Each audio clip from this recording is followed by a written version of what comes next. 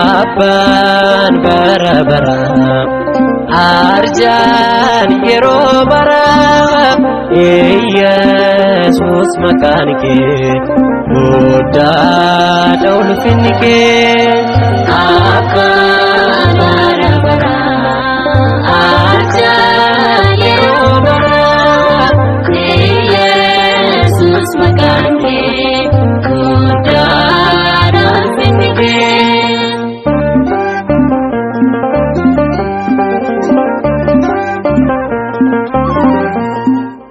Budin jirenya manarra jalu dorgomin kabyo kansin madalu dugatin duga burkanin banne Yesus seda kanu tamanne. Akan bara-bara arjan yeroo bara Yesus maqaan kee guddaadha ulfinni kee.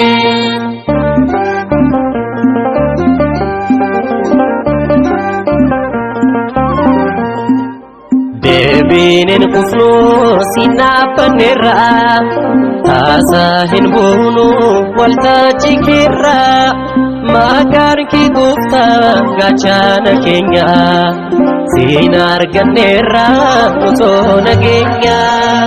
Akan bara-bara arjan yeroo bara Yesus maqaan kee guddaadha ulfinni kee.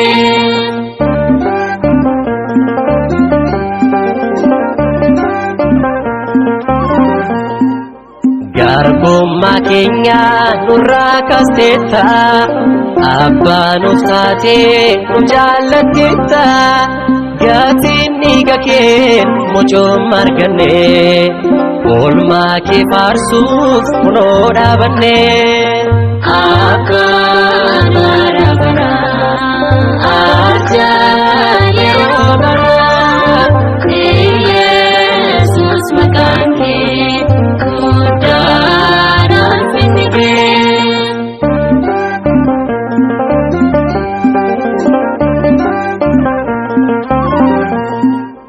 Moo'icha jira fuuldura keenya kaakuun dhiiga kee hundaaf jireenya jaalalan banneen sinu jaallate nu jiraachisuuf ofii kee duute.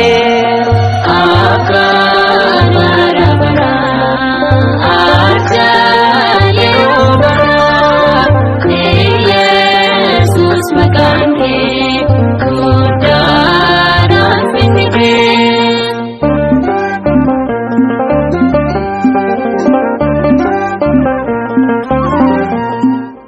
Moo'icha jira fuuldura keenya kaakuun dhiiga kee hundaaf jireenya jaalalan banneen sinu jaallate nu jiraachisuuf ofii kee duute.